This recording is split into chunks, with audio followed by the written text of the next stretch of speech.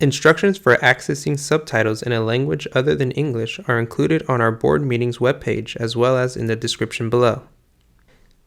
Instrucciones para acceder a los subtítulos en un idioma que no sea el inglés se incluyen en nuestra página web de reuniones de la Junta, así como en la descripción a continuación. All right, good evening and welcome to the Ross Valley School District Board of Trustees special board meeting tonight. It is April 17th, 2024, and we are in the Ross Valley School District office, and I'm calling our meeting to order at 5:33. We have 5 trustees present tonight. We have Daniel Cassidy, Chris Landles-Cobb, myself, Rachel Litwack, Ryan O'Neill, and Shelley Hamilton. We also have cabinet members Marcy Trahan, Chris Carson, Julia Walcott, and Teresa Machado.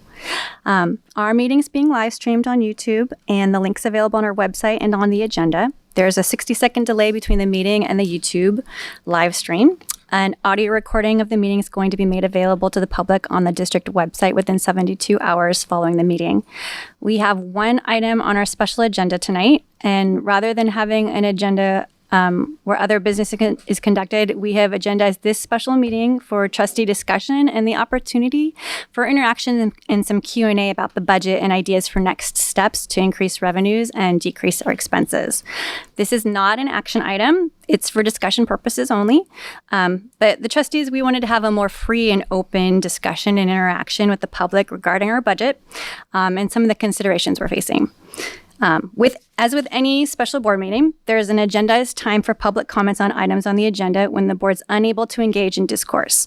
Part of the reason we wanted to have this format is so that we could have some interaction. And so there are blue sheets if you would like to make a public comment. If you want to have a question and have a response, fill out a pink card. Those are for the question and answer portions. They're out in the lobby out there. So the pink ones are over there. I think Chris has a sample. And once you get through this, yeah. And so he'll set those out, but it's just to kind of give you an idea. If you want to have an interactive discussion with us, fill out a pink card, please.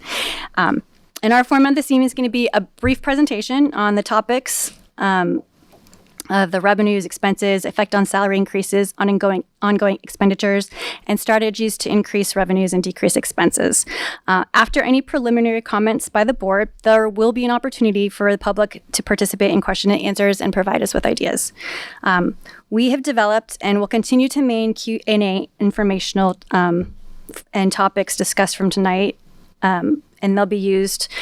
Anything that we have tonight will be incorporated into those. So if a questions are raised here and there's not data available or we don't have a ready answer, we will incorporate those into our Q&As online and send those out. Since this topic impacts everyone in our RVSD community, following tonight's meeting, the staff will send out an email with the meeting recording as well as a link to the Q&A that will be maintained on our financial information and landing pages on our website. Do any of the trustees have any questions or comments about the format tonight before we get started? Can anyone raise their hands and ask without filling out a form as well if there's a question that comes up that hasn't been thought about preemptively? I don't have a problem with that. Does anybody else have an issue with that? Okay. I mean, as long as it's not a free-for-all, we're not getting shouted questions. Yeah, I don't have a problem with that. I mean, we're here to try and discuss. So with that, I am go on to our next item here, which is procedural items. So we're going to do the Pledge of Allegiance and get started here. So if you would like to join me, please stand.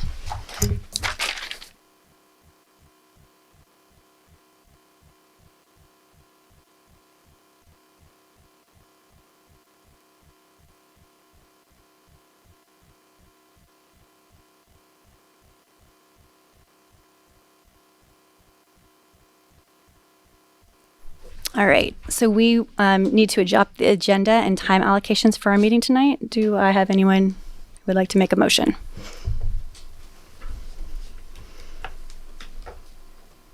I'll make a motion All right. to adopt the agenda as stated. All right, I have a motion and a second. Shelley? Aye. Chris? Aye. Daniel? Aye. Ryan? Aye. Rachel? Aye. All right, so we have an agenda, and we're going to move on to our presentation and action items. And then the first item there is public comment regarding items on the open session agenda.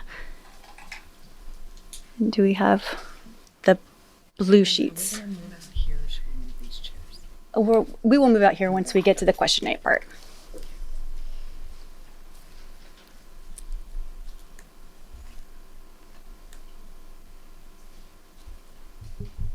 do we have? Any of the blue forms filled out? Okay.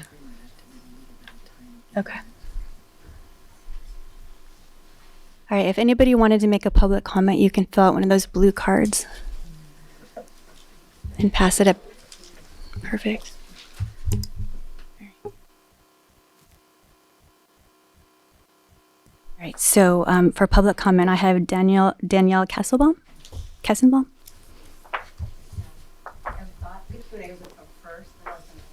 Oh, okay.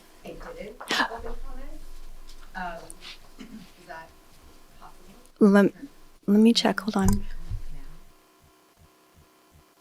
Fortunately, usually in the item, the way it goes, we have to do it. Yeah.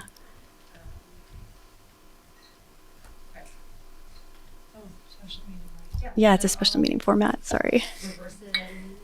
Okay. Okay. All right. We will keep that in mind. Thank you. We'll go.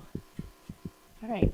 Hi, so my name is Danielle Kestenbaum, and I am an educator. I'm going on almost 15 years as a public education high school teacher. I was in SF Unified, I'm at Oakland School for the Arts, and now I'm at my 8th year in TUHSD. I was at Redwood, and now I'm at Temescal. I have taught just about every English and history class you can imagine. So this is personal for me on so many levels, because I've been in all of your shoes, feeling undervalued and unappreciated, and frankly, like I'm being screwed over for things like fancy windows, even though I understand it comes from like different pools of money.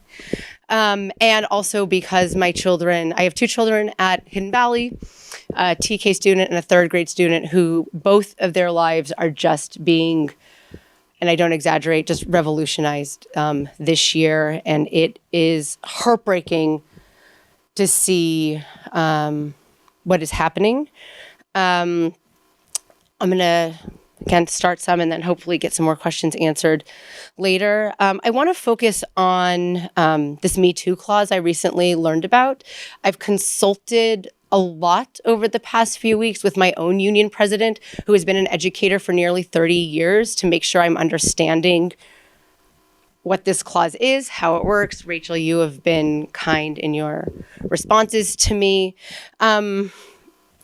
But it's fishy. I've been doing a lot of research, and I find that this Me Too clause is unprecedented.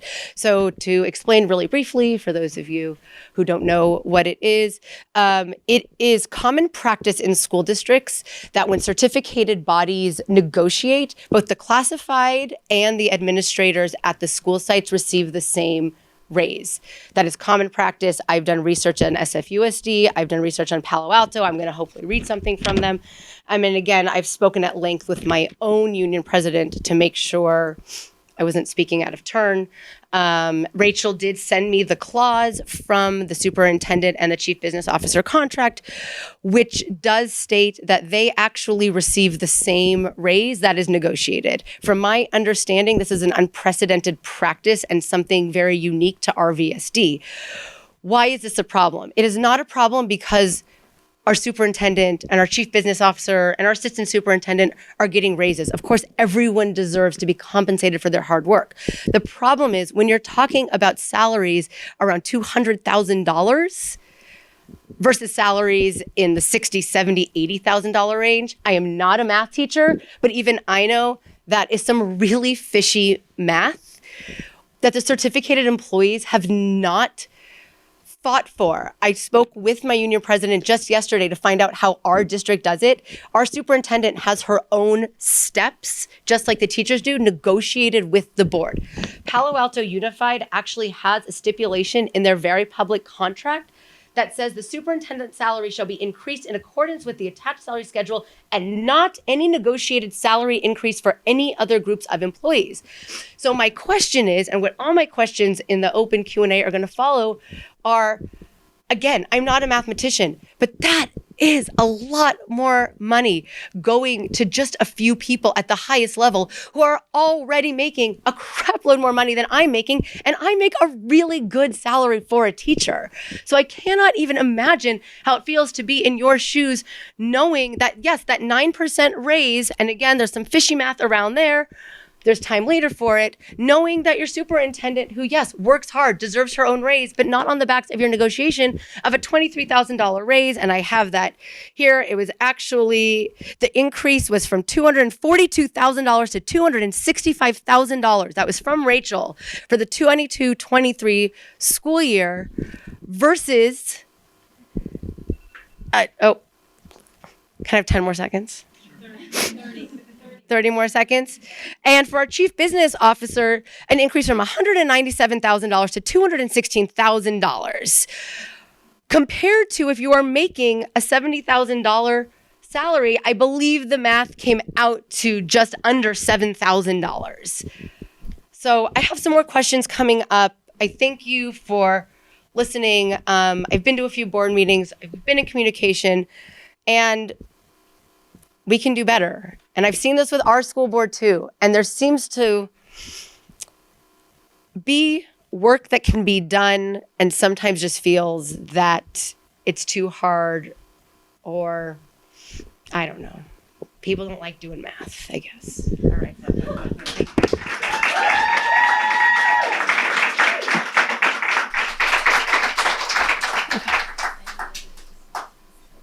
All right.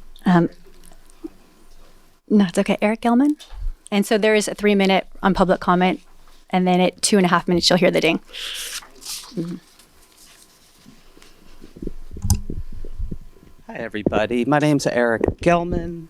I am here because I have 2 kids at Hidden Valley, 3rd and 4th grade. I am a stakeholder in many ways in this town. Not only do I have kids in the school, I sell houses here and have been doing so for 20 years. So I'm my own little focus group on, I think, what is important to people when they come to this community. So the first thing I want to ask sort of everybody here is, what are our core values? What do we believe in as a community? What is important to us? I think that's at the heart of this. For 20 years, I've been standing at open houses and selling houses to people, and what I hear from them, the reason they want to move to San Anselmo and Fairfax, is that it's a safe community with good schools for their children. That's what they want. That's what they believe in. And if we're going to be real about this, it also means that that is one of the reasons why our houses are worth so much money. So I think that's important to get out on the table straight up front, that this is an impact to everybody here, all of our community, all of our parents. I've been hearing for 20 years how great the schools are here. And in the last 2 years, I've got to experience that for myself. My kids came to Hidden Valley in the middle of the school year 2 years ago. My daughter in 1st grade, my son in 2nd grade, coming from a private school through COVID. They were behind when we got there. And the professionalism and care and love that these teachers and psychologists and principals showed to my family and to my children blew me away to where I get choked up even thinking about it. They embraced us, they scooped us in, and they took the lead without us ever asking for anything. They provided everything in the most kind and professional way that I've ever experienced. These are people that are teaching our kids about equity and inclusion. And where do they fall into this mix?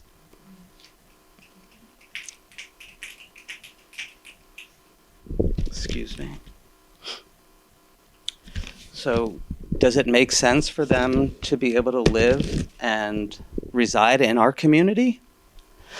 My son made a sign, fair pay equals $sign in red. And I don't even think we're talking about fair pay at this point. I think if we were talking about fair pay, we could rip up all these negotiations, and they need to start way higher than even is on the table. So I think it's important to just realize what a special thing you have going here, and to please don't mess it up.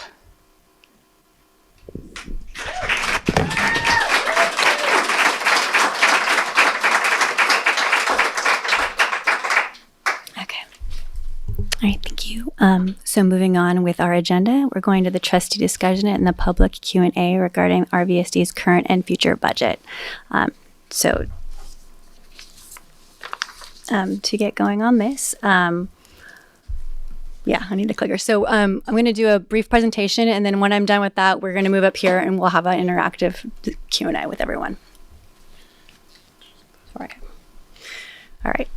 So I appreciate everyone being here tonight. I wasn't sure if we were going to have an empty room or not, so it's great for me to see all these faces. If you have questions, hold it till the end, and then we can ask at the end. Trustee, the same thing. If you want to just hold on, since this is my first presentation up here, just to, all right.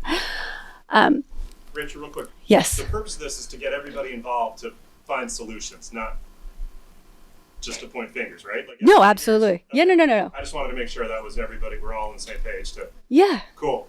No, this is straight up just what's the situation. That's all. So I think myself and our fellow trustees, we've received a lot of questions, emails. There's a few themes that I've noticed have come up in these. So why can't we pay teachers more?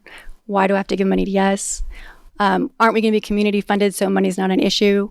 Can we cut out waste in administration and operations? And why don't we have more money? We're in Marin. It's such a wealthy community. Great questions. And we're hearing them very regularly from all over in our community. So what we're going to cover tonight is how public school districts are funded, the two models, what actions can change and impact that funding, how our budget is allocated and spent, and what our community can do to help. Because obviously this situation here that we're all facing is nothing that we want to repeat, and we want to try and right side things before this situation continues, because our teachers are everything at our schools. So our start out with the funding sources, state funded versus community funded. So we're RVSD, we're here on the left side. State of California is, they have a mandated minimum funding for all of our schools in our districts. So across California, there's a minimum level, the black dashed line. Property taxes are shown here in orange. And if your property taxes in your district do not meet the minimum level for state funding in California, you're considered state funding. And what the state does is, you'll see in the blue and white, is that the state will fill up your funding till you hit the minimum level, but they won't give you any extra.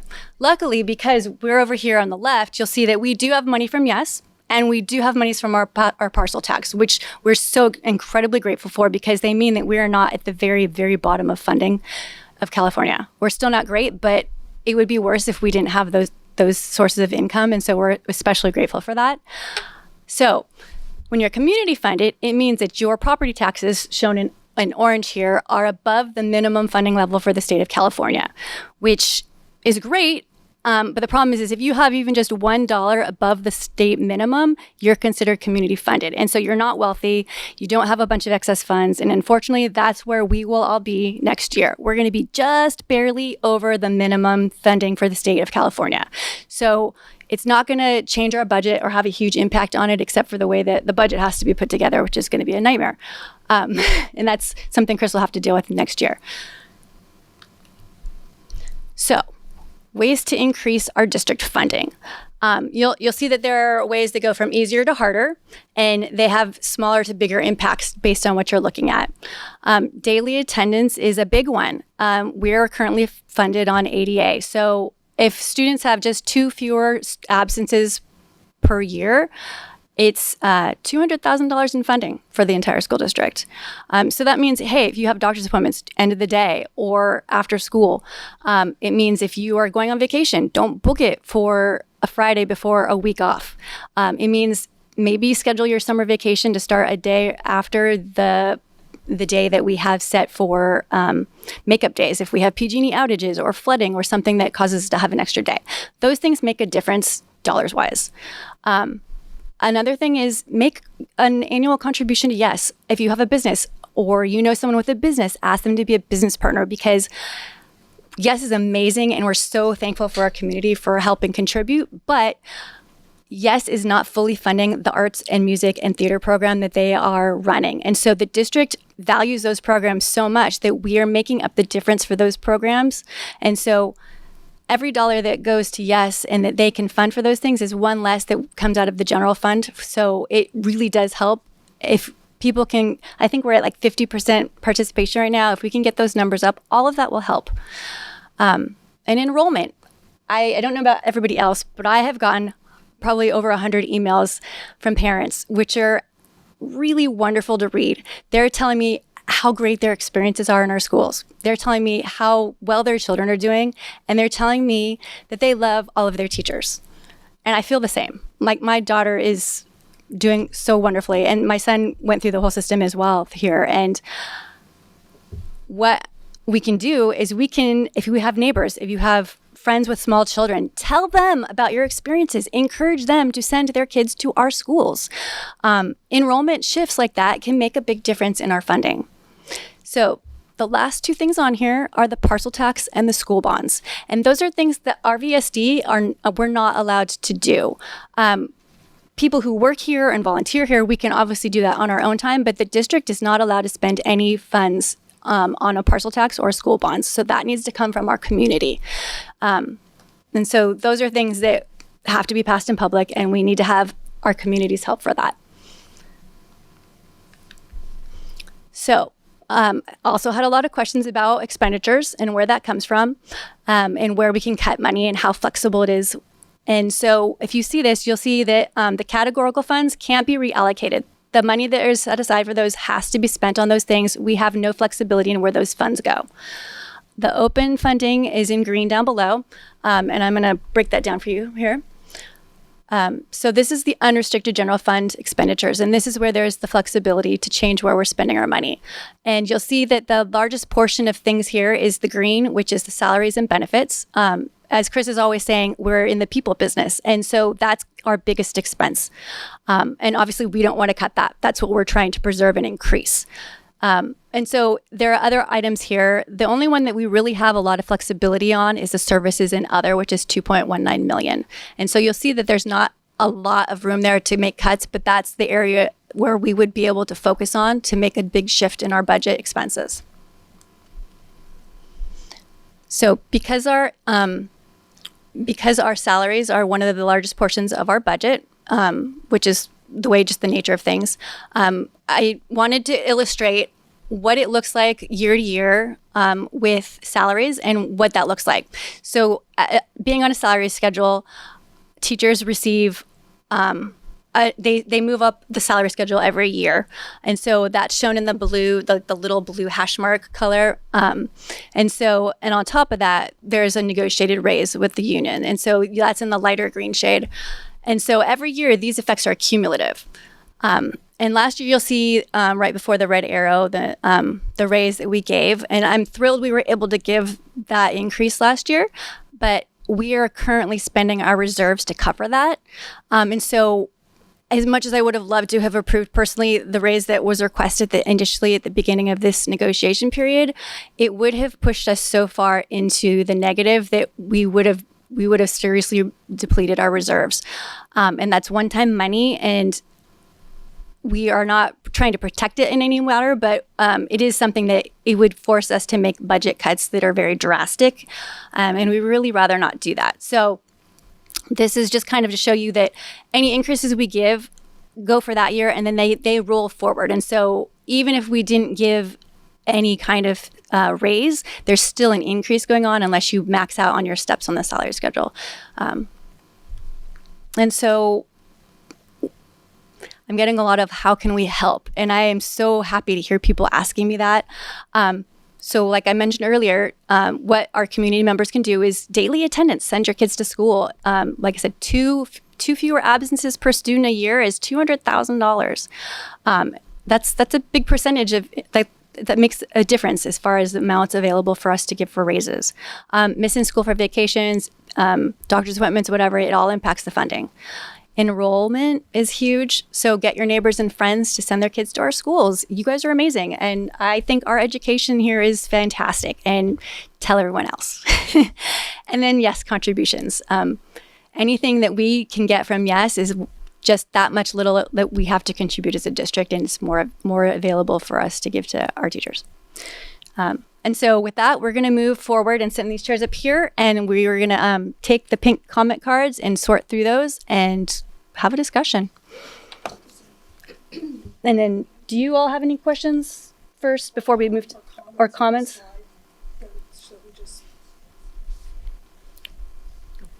Did you have a comment? Go ahead. Can you leave it on the slide that shows the budget? It's a little bit hard to see. Sure. Can you leave it on the slide that shows the budget? Yeah. One more? This one? Okay. I will say that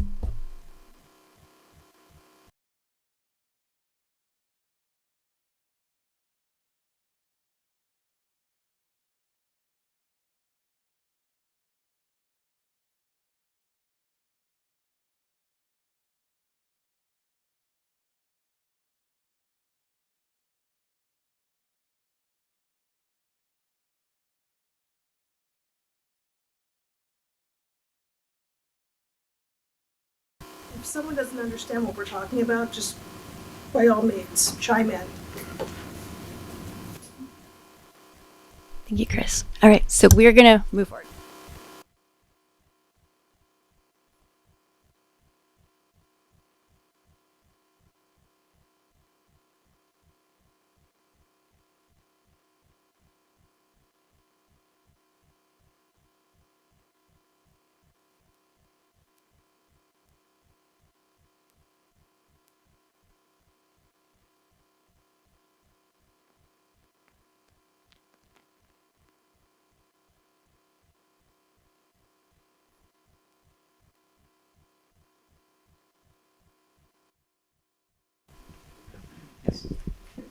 Is it on now?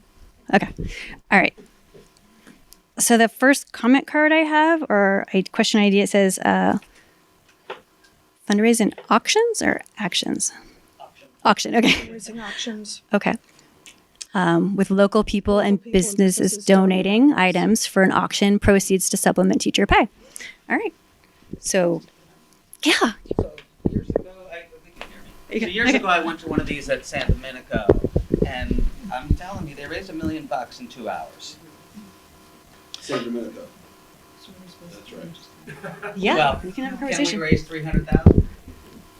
I bet we could. Redwoods Foundation raises $1.2 million every year at these fancy events. You know, and I'm gonna. I have to say that being a fundraiser, okay, and coming out of the gate and saying we're never going to reach X, and we do, is always where I've been, right? But if you, I think we can do something like this if the mentality is changed to. You can attend our schools and complement the education by many ways. One of them is money, okay? We're not paying for private tuition. We get off on that, but we're getting, and my kids go to Brookside. I feel like my kids are getting a private education. These teachers are phenomenal. So if you're not paying the $50-something thousand down Butterfield, or whatever thousands of dollars it takes to send your kids to another school like San Anselm's, what keeps each family, if they can, from donating to a gala event or the maximum or plus to Yes? Those funds can be used to help supplement the salaries for the teachers.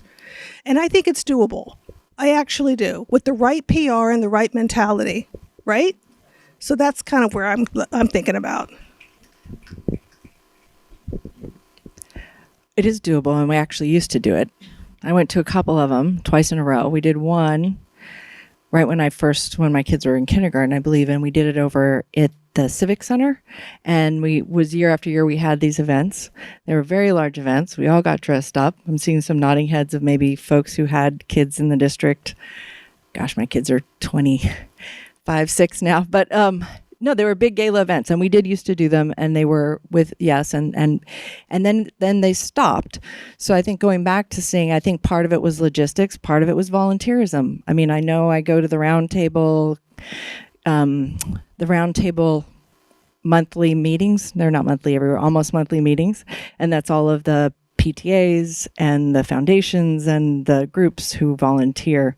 And so it just takes people standing up and saying, if somebody wants to stand up and I will put on a gala, people did come. It was a lot of work. And in the nonprofit sector, there's people of different minds of saying, is it worth it?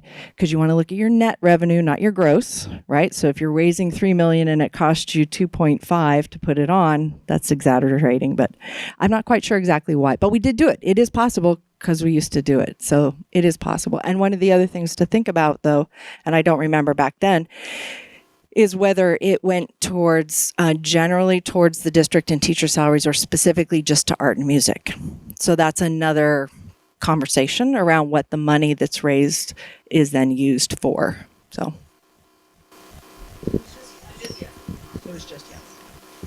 Yes is struggling right now with balancing Battle of the Band Zone. It's horrible that right now the turnout for Saturday. So how do we change the tenor? Heather. And I think we need to capitalize on people wanting to be with their kids.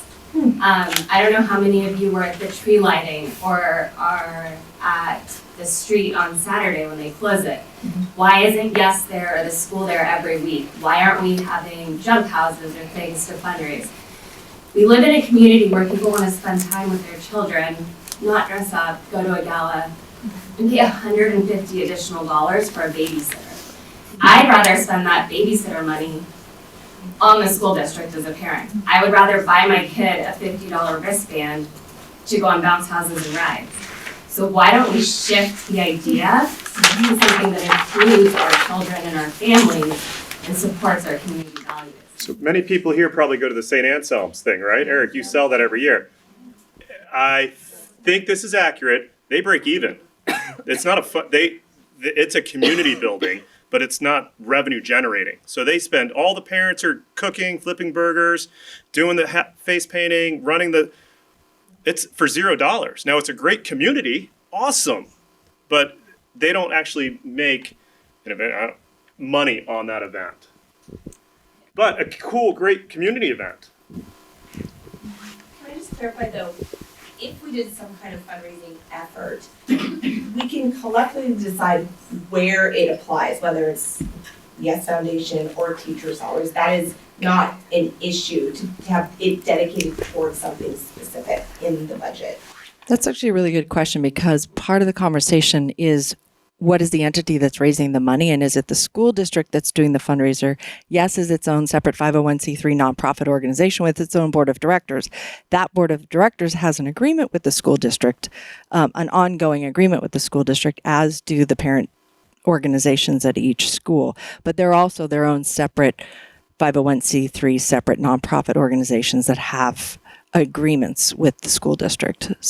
School connected organization, and we have a board policy around school connected organization. So it's an agreement. It's an understanding and an actual agreement in terms of who does the fundraising, how that money then works in conjunction with the school district. It can be done. It's just in terms of who the we is that gets to decide how it's spent. That's all based on the we that's raising it and then the we that's spending it and how that's agreed. Yeah, go ahead. Can I comment? I've been in nonprofit fundraising for 16 years, and I think it's really an easy thing when we're trying to look at the hard questions and come up with ways to balance budgets or find more money, to just say, well, let's just fundraise and we'll get more money that way.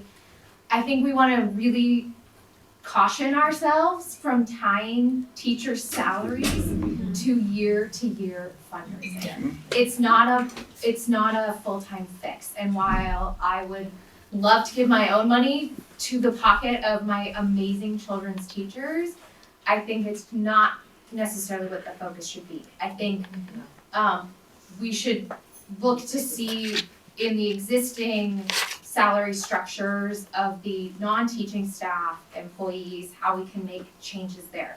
The services and others there. I think there's probably more opportunity for long-term impact I think fundraising is an awesome way to add value to organizations, and do one-time capital projects, or like the Guest Foundation is a perfect use of fundraising dollar. And if that was fully funded, I know that there's opportunities to, then RVSD isn't adding to those salaries, but I think just, you know, we can all come up with ways to fundraise, but I don't think our teachers' salaries should be tied to that. So I agree with you. That's been one of my concerns with the whole emphasis on fundraising, because it's one time. It's like asking for grant money. Yes, it's great if you can get a grant, but they're usually very specific. Same thing with fundraising. What if you don't make the amount you're supposed to? And I don't want that to fall on the teachers, and I don't want that to impact them. So that for me has always been a concern with the fundraising side of things. And it would have to be year after year ongoing. Exactly. And so when that one slide I showed with the varying levels of the green bars, those are ongoing expenses. And so every year those amounts go up, regardless of the raises, because it's on a step and column sort of situation. And so I want to make sure that when we make these changes to the budget, that there's going to be enough room for you all to get paid. Good, Jane. Okay. Can you share is it possible to share how much you are supplementing the YES programs? Like how much you have to take out of the budget to make it whole? That would be Chris. They made $630,000 for us last year. It was 630 last year, Yeah. correct. But do you know how much we But then we pay on add top of it. in to fund So this, we what's do coming not out? pay, I'm sorry, there was another question. So we do not pay for the middle school art program. And we also had to backfill about $85,000 of the elementary last year as a result. So it covers the middle school art program? covers the elementary. Let me explain it a little Yeah. differently. So YES is committed to funding all of elementary music and art programs.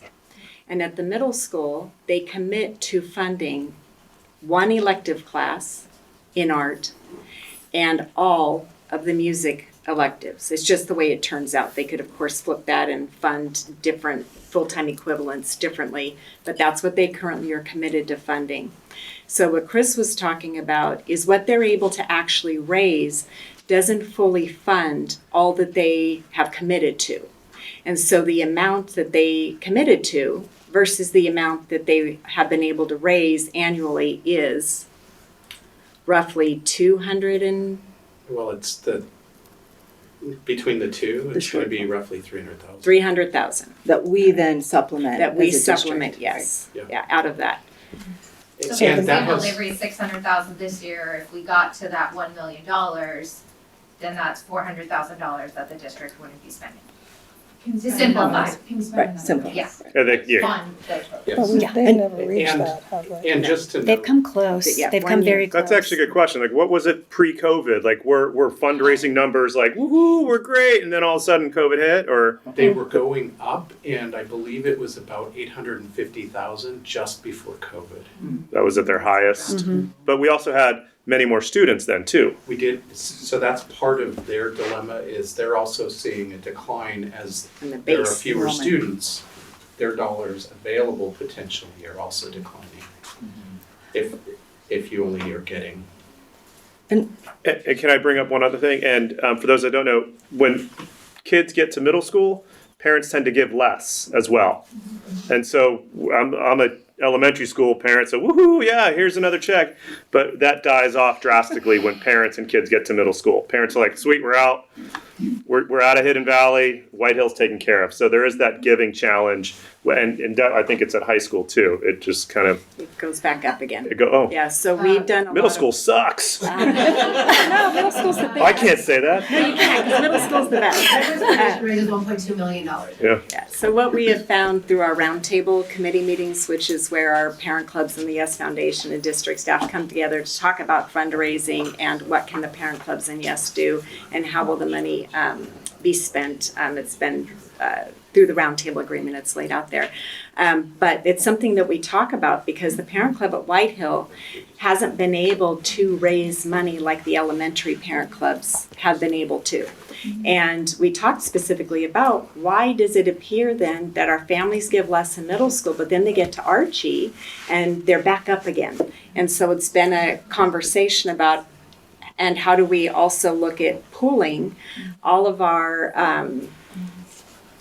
efforts related to fundraising so that we can maximize efforts, because it is on the backs of volunteers. And so how do we get folks to continue to donate money for when their kids hit middle school, and also for parent club support as well. I also I appreciated what you said about the fundraising, and just wanting to share from my colleagues and anyone else. Personally, my interest in public education, my parents were all public education teachers. My dad was the head of the union. My mom started the first foundation. We had lots of very interesting conversations at the dinner table as I was growing up about whether we should fundraise our way out of financial issues with public education. We have as a public entity, we serve all students in our district, and it's public. And we have mandated requirements, and any student who walks into and moves into our district at any time of the year can go to the school, and that's what we're here for. And so we make commitments to a number, to the teachers and the resources that we need to be able to provide that publicly. It's why we have public funding, which comes from everybody through parcel taxes and property taxes and the state, because it's a public good. It's not just a good for the students who are going to our schools this year, this day, this month. It's a general public good in perpetuity. And so I think that's part of the challenge, is balancing the public good of public education from the individual good of the students who are in our schools this year today. And so thinking about the way that we're funded because of that, I think resonates for me with the nonprofit, like with that idea of fundraising for this year for these kids versus public funding for all kids for every year into the future. So that's Daniel has. If we don't mind changing topic a little bit, that's actually a really good transition to the first question on my sheet. I was at a district equity retreat all day where we were talking about the importance of centering humanity over curriculum, and I'll go on and on and on. It was a 7-hour day. But my question I actually have for all of you sitting up there, and then I have lots of nitty-gritty finance questions. Why are you here? Why are you on this board? To get to the humanities. What are you here for? I am not an educator. I am not an education background. I am a community watchdog. I knew this day was coming. I am the eldest person in this room, I believe, for volunteer service to this district and this community as a school board trustee. I have been an elected town council person in the town of Fairfax for the same reason, and was on the open space committee when it was founded over there for the same reason.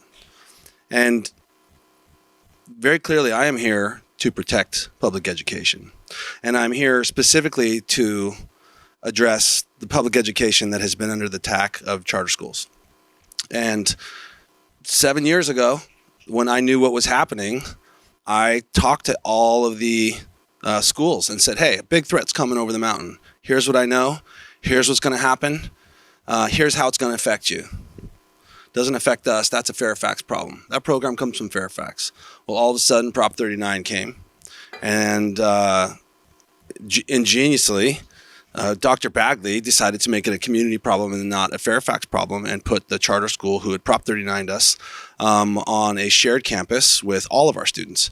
And for the first time in 30 years, or the better part of 40 years, the Ross Valley united against the common threat of a hostile takeover of your public school system, which is what charter schools are. We are in a competition for students. And I went to all of the schools, all of the sites, screamed at what was coming, and it took that Prop 39 for people to start to engage in this problem, and Stand was created. And it was because of Stand that everybody got the information of what was coming. Well, this meeting is a direct reflection of the outcome of the charter school in our community. I know what was just shown on this board because I've seen these numbers a long time. I know how to get 1% tomorrow with almost no major actions, fundraisers, or anything, and they were just shown on this board. If you can go back to that slide for me that shows ways we can raise money. I can get us $900,000 with minimal effort, but $900,000 net profit to this district represents 1% raise for all your teachers. So even though I might be able to find and explain to you almost a 1%, right? It's actually 123 is for teachers, 200 for all staff. Okay. Here's the math. If there is a 2% increase in students going to class, and that's our job, that's your job, that's a community's job, get your kids in school, that's $200,000.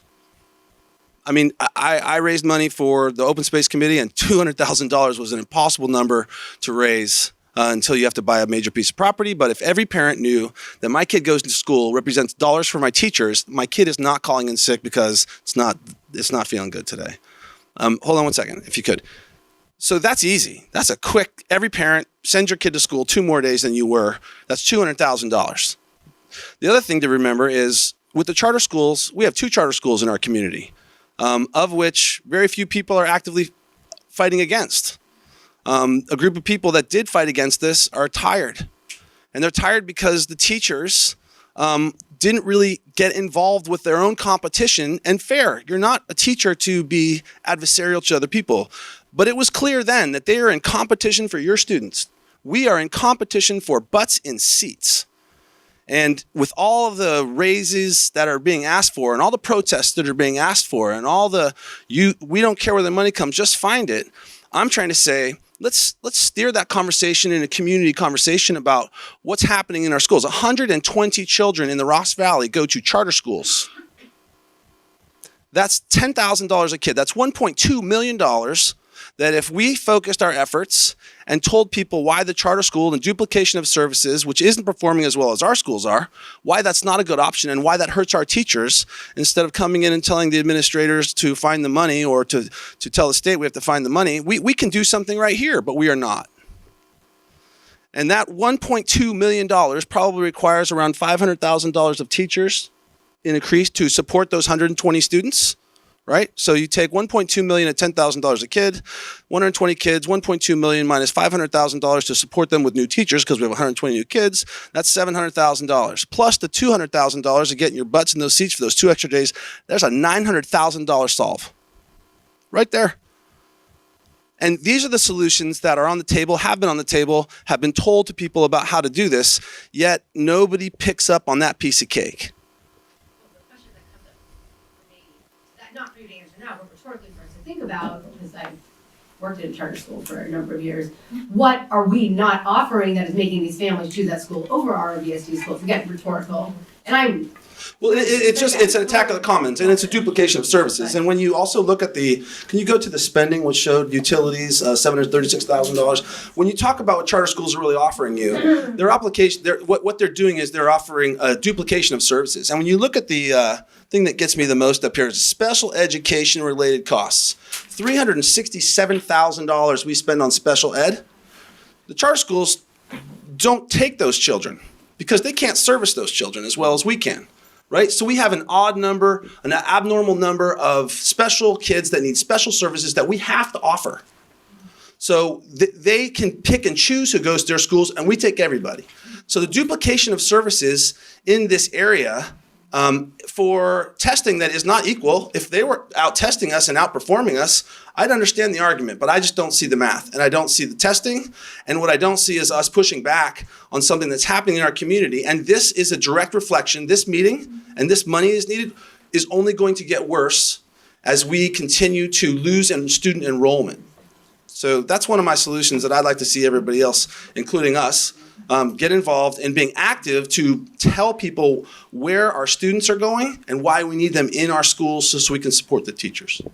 I just want to think in the future, phrasing of like abnormal number of special kids maybe find better wording. Sorry, what I'm trying to say is that I know what you were trying to say, and it's. I don't mean abnormal children. I mean the math is skewed. We get a much higher rate of students. Go ahead. I just wanted to ask, does anybody, I feel like the fact that funding is linked to attendance, is it also like if a kid's sick and they can't come to school? Okay, that seems so ludicrous to me. And how do we change that? Yes. The state. We have to lobby at the state. It's so frustrating. Who lobbies the state? Where do we do this? Like, okay. Hello. We go once a year to Sacramento as a Marin County School Boards Association. So school board members from all over Marin County go up to Sacramento, and we speak with legislatures and we talk about policies and funding and budgets and pensions and all this kind of stuff directly to them. I've also been up in Sacramento with groups of parents who have gone up to Sacramento to lobby. I've also seen groups of parents and teachers meet with our local Mike McGuire is now, the head pro tem, and to say, we want to have a meeting, and you can go to Civic Center right here. It's a good question though. What are teacher unions? That's a good question to ask. Well, I think that we should be asking our teacher unions to lobby for that stupid. Yeah, because if someone you get 6 kids to school, everybody else starts to get sick. The teacher gets sick, so the attendance rate goes down anyway, right? Twice as much. Especially post-COVID, this is just ridiculous. And then companies, you get a certain number of sick days to begin with, and it's a national. There was a New York Times article a couple weeks ago about the national decline of chronic absenteeism. Yes. So you would be surprised at the huge percentages of students, not just the one kid who's sick, but chronic absenteeism is a nationwide thing as well. So it's not just us, but California is funded with that attendance. We bring it up every year we go to Sacramento. So there's just state funding is not going to listen to. There have been bills that are currently in, I don't know if it's in the current legislative consideration, but there was a bill that was tying it to enrollment as opposed to attendance, because honestly, we don't let people go because a bunch of kids are sick that day, right? The teacher still shows up and the janitors still show up and everything. So there have been some efforts to tie it to enrollment instead of attendance. Philip?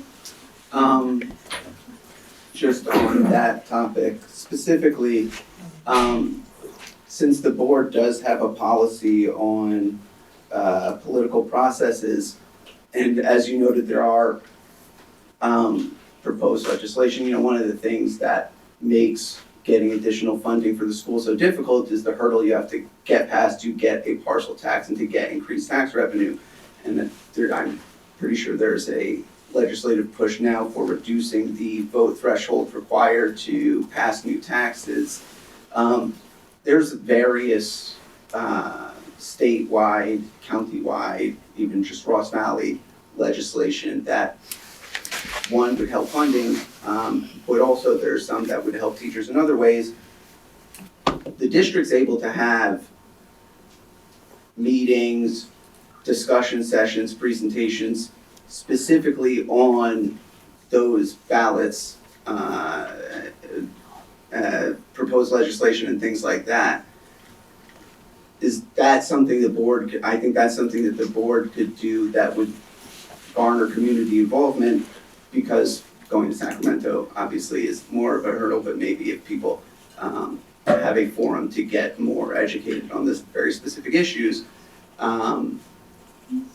that seems like a way to directly affect future funds for the district. Yeah, absolutely. And actually, if you'll see on tonight's regular board meeting, following this one, that we do have an item on there about exploratory conversations for parcel tax, because we were looking at hiring a company to go out and reach out to our community to find out about doing a supplemental parcel tax, I believe is what we're looking at doing. And that's something where we want to go out and find additional funding. And that is a very reliable, sustainable way to do it. It's not like a fundraiser where, sure, you make $1 million this year, you can only make $500,000 next year. We want to make sure that if we are tying something to teacher salary increases, that it's something reliable, that is something that we can count on. It's sustainable, exactly. And so, yes, we're looking at that. Can I ask an expert in the room about parcel tax when you sell a house to the people that are moving over here? That's not something they think about, like what additional costs. I know when I got here, I was like, whoa, we have to pay more for art and music? That's not just included. So would people, you're on the record, a $2-3 grand parcel tax? Like new home buyers aren't really thinking about these hidden costs and taxes, right? No, the new buyers will do it. It's the current homeowners that I think that you have to convince. Yeah. But I think 4,000 houses in San Anselmo, 2,000 in Fairfax, that's 6,000 houses. Can you get $500? Can you get 1,000? Yeah. 1,000 is 6 million. There was a good article written in the IJ by Massimo about our parcel tax. If anybody's seen that, he's a parent at Brookside. He wrote an article about that through a lot of research with Chris. And there's a high opt-out rate within 27%. So part of the parcel Seniors. tax situation is if you're, I think it was part of Prop 13. Over 65? That if you're over 65, you can opt out of paying a school district parcel tax. And I believe in our area, it's about 27% of our parcels opt out of paying that. So again, back to it's a public good, it's a common good. Public education is not just for the kids who are going to school this year in these seats. It's for the people who aren't here yet. It's for the older adults who are benefiting from a well-educated civil society that helps us as we get older. So it's like an investment in our future, right? So if the more we as a community start talking about that and getting everybody in our community to see how public education is for me, not just the parents whose kids are in school right now, then maybe we can have a different opt-out rate. And maybe we can have fundraising not just from the communities and the parents who are in the schools this year, but it's a community-wide belief system in public education as a common good for all of us might help shift that concept. So she's had her hand back there for a while. Yeah, the district used to send out attendance letters to families when they're having excessive tardies and absences. And when a parent gets those letters, it makes them more aware, a day here, a day there, but they get that letter and it says, your student has been absent 10 days.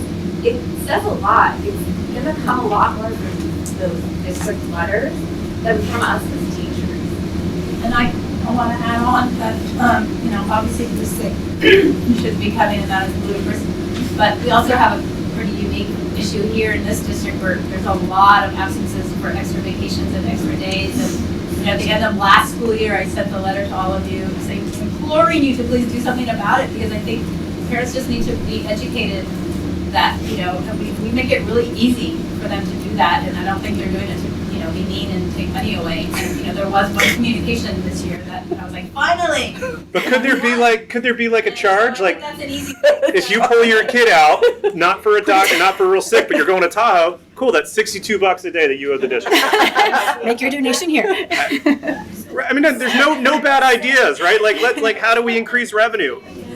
So along those same lines, I have a question, or a few questions, but there are other districts in Marin that are funded the same way that we are.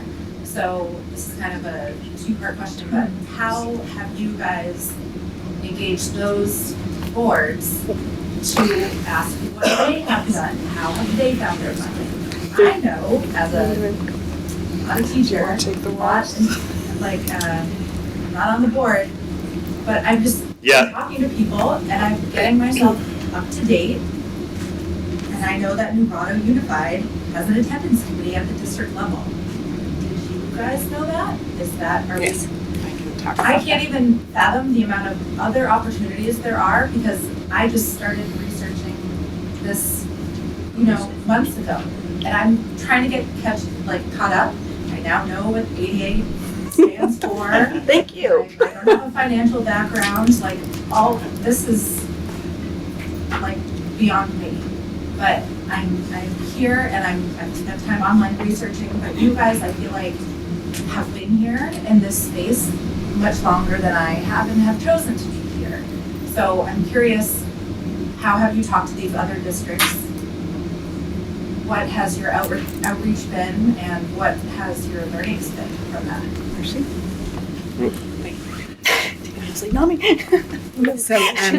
So this just goes for the recording, Sean. Okay, so let me talk loud then. Is that we are working on an RVSD attendance plan, and it is something that our Superintendent's Council has helped us out with.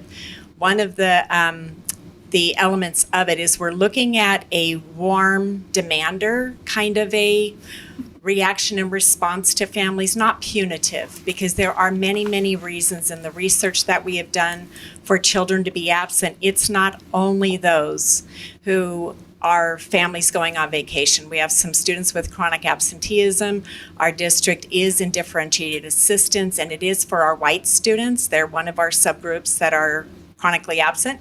And so we're looking at how to increase, but we're looking to do it in a very warm and friendly way. We want families to know that the schools, and I heard someone speak earlier about, it was you, Eric, about how you didn't have to do anything when your kids came here. The school took care of your children. And that's the part that we want to make sure that we're doing is when a child is absent, we know from experience that when they come back to school, it can be daunting. Teachers know, right? The kid who's absent, they may shrink a little bit as they're coming in, not knowing what they may have missed socially, emotionally, academically with their peers.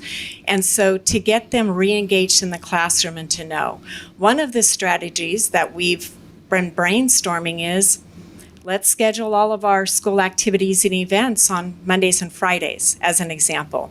Our move-a-thons, our talent shows, all of those types of things where then families won't want to miss those. They might schedule things differently. So we're looking at all kinds of strategies through our RVSD attendance plan and our parents and guardians who are on our Superintendent's Council, which are Parent Club, Site Council, and members of YES, and of course the administrative team, certificated employees, classified employees, is we're looking at ways to help make sure that our plan is warm and friendly and welcoming, because that's what our school district is, but that we're also looking at all different kinds of ways that we can strategize to make sure that kids are at school every day. And that if they're absent, it's because of that true illness or something's going on, and that family is going to get support if they need it for their child who's missing. We have a lot of kids missing because of emotional reasons. There may be some school teachers nodding their heads.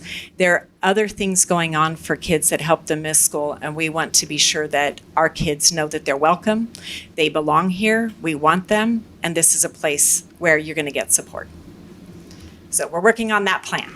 And also going back to some of the funding, not all school districts that are LCFF or not community funded receive the same amount of funding. So for our school district, because we don't have a lot of the subgroup populations of socioeconomically disadvantaged English language learners, I always forget the third one, foster youth, is that the unduplicated students, is that they get more money for the more money that of the students they have. So even if they're not community funded districts, those districts, San Rafael Elementary and Novato, they have a higher unduplicated amount. So they also do have a base revenue that's a lot higher than ours is also. So it's very complicated revenues and funding in California. But to Dara's point, like, what are we doing? Like, who are we talking to? And I talked to you about this just the other day. There's a lot of, in my opinion, and my wife's opinion, who's much smarter than me, there's a lot of overhead in Marin County. How many school districts do we have in Marin County? 17.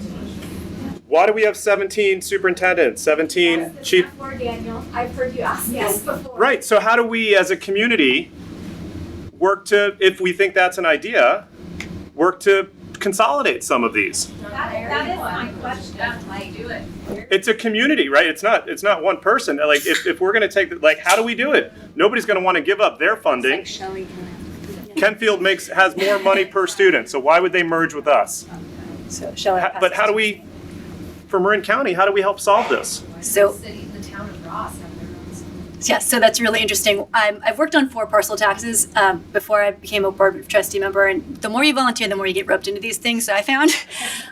But 3 of the parcel taxes were for TAM Union, and I did a lot of social media work for them, and one of the things I got hit all the time with was, why are there so many school districts? And that actually goes to the County of Marin. So if you talk to the Marin County Office of Ed, they have a whole page on their website about it. And they had a committee. It was, I think, maybe 12 years ago now. And they did a feasibility study on it and basically said that it wouldn't be a big enough difference. Granted, Nine of the 16 people on that committee were superintendents. And Exactly. That's like turkeys So- voting for Thanksgiving. Precisely. And so I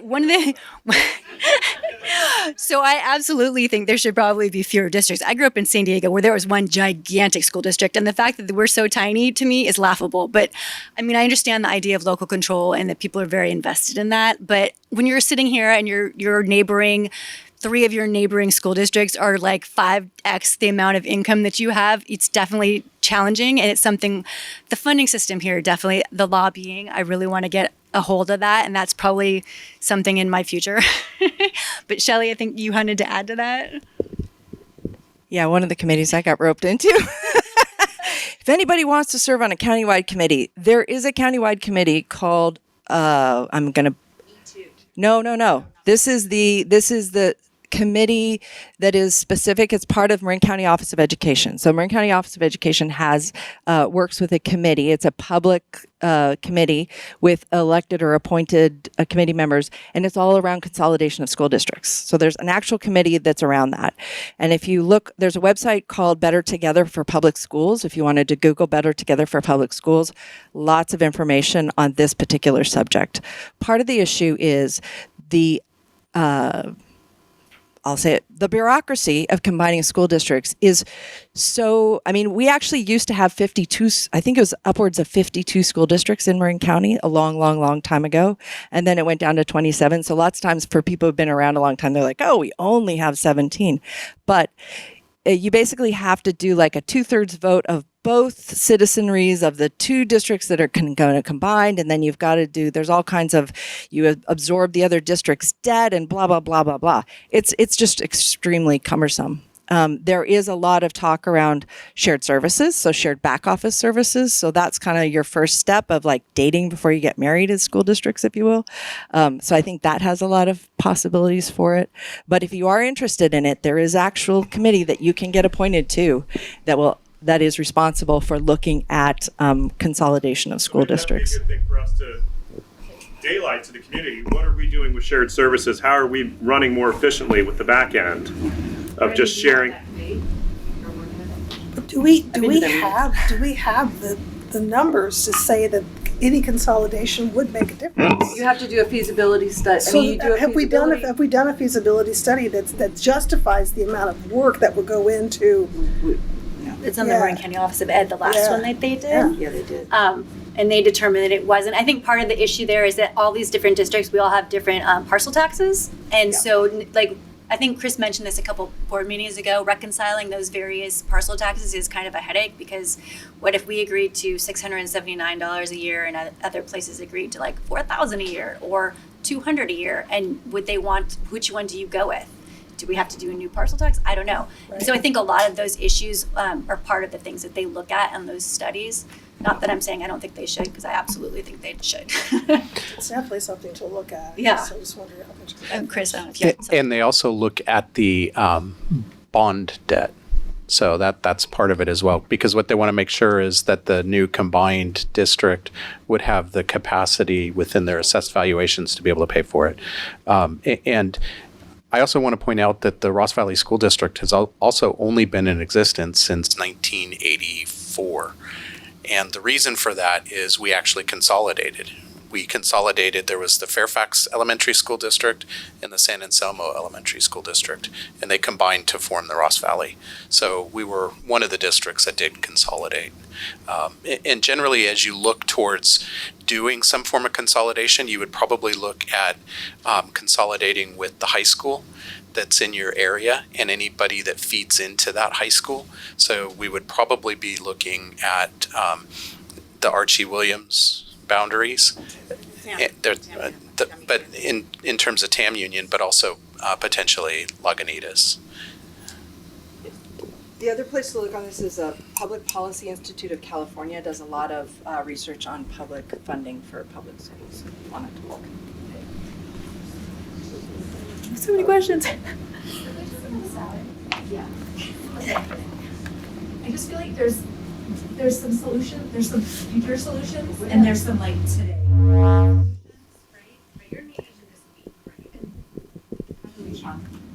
So that was my question too. It seems like there's a need for a staggered approach. Some of these things, legislation, changing of state rules, that's not going to happen this year. It's not going to happen next year. It's not likely to happen within 5 years. But how do you operate in that regard? Do you have short-term funding goals that we can do maybe from the grassroots as these longer-term lobbying and political efforts are trying to take hold for the long term? It feels like it almost needs to be all done. I just like to say that this type of engagement is fantastic, necessary, and crucial to making the change. And looking at what this school district has had to deal with over the past short-term 6 years, this hasn't been something that we have put as much focus on, right? And it hasn't been this bad. And now it is. But what we have been doing for the last 6 years since I've been on this board is we spent hundreds of extra hours not doing anything about our education, but we were dealing with the charter school issue 6 years ago. We got past that. 2 years after that, this board spent hundreds of hours, all the teachers spent hundreds of hours dealing with unprecedented problem of COVID. Hundreds and hundreds of man hours, had nothing to do with educating the children for what we're talking about, but we had to solve these problems.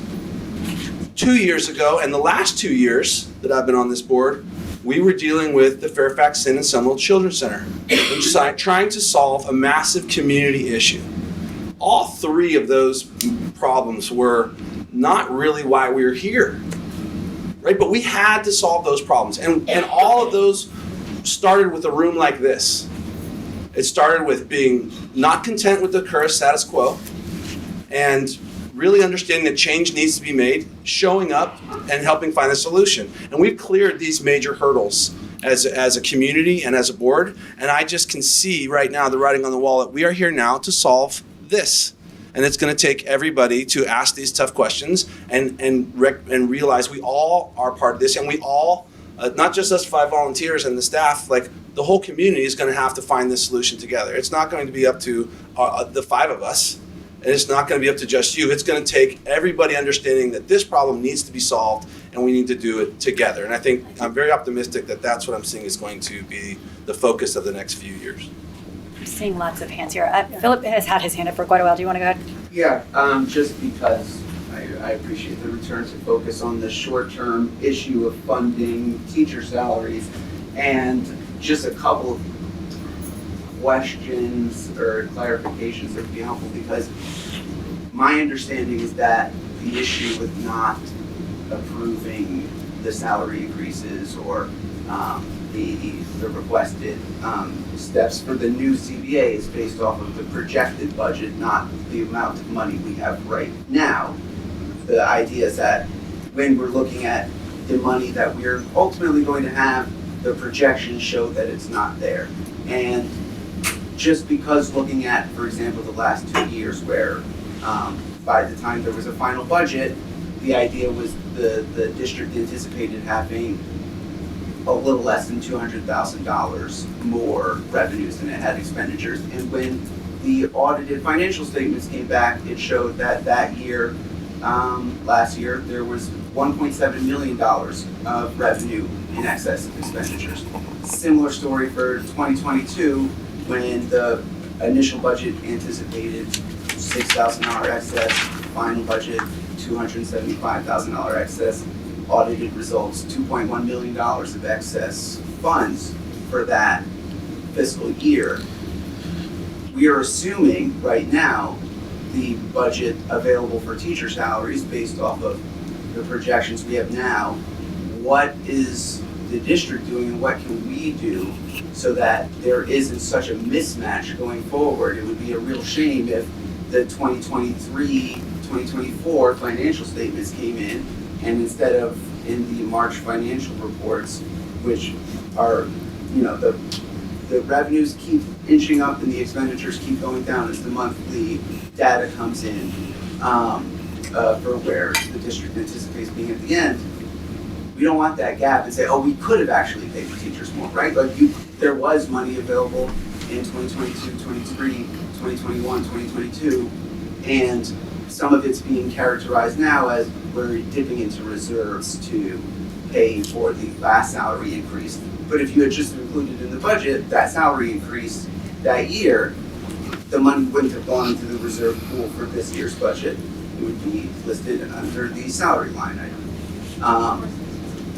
Just things like that for how to go forward. And then separately, I think that there are other questions that I've asked, frankly, for months now and haven't gotten a real answer for why some of the projection figures aren't being looked at on a more individualized basis, but I'll let you.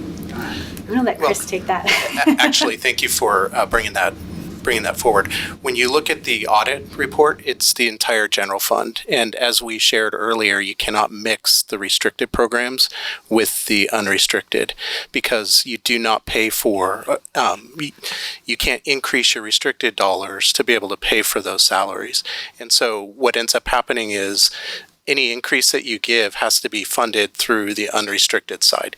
So you do have salaries that are under, for example, the parcel tax, which is shown within our general fund on the restricted side, but we're not increasing those dollars, so those would have to be funded out of the unrestricted side. You have special education that has dollars and teachers that are paid for under the special ed. Unfortunately, special education is a program that does not fully get funded, and you have encroachment into the general fund unrestricted, and so all of those dollars would then fall under the unrestricted side. So in essence, when you're talking salary increases, everything that you look at has to be funded out of the unrestricted side, which is the reason that we've shown this evening the figures the way we have it. So, and there have been transfers from the unrestricted fund to the restricted fund because there was an excess of unrestricted. Right. But so there was excess funds. So last year we actually dropped our reserve at the end of the year. Our reserve percentage went down. Right. And we're projecting it to continue to go down as we are not being fully funded compared to where we had been because, and when I say that, what I'm referring to is our steep enrollment drop. And I know that some of your emails have referred to why are there mismatches in terms of our enrollment, and that's because of the way the district is also funded and how they have a 3-year averaging of our enrollment and attendance, and they look at different things. So there's, I think it might be better for you and I to have a separate conversation, and I can go through each individual question that you have. And I think, no, I understand. Explain the reserve fund of it. Do you want me to take that real quick? And then the gentleman in the back had his hand up for a while. So let me get that real quick, and then we'll go to you.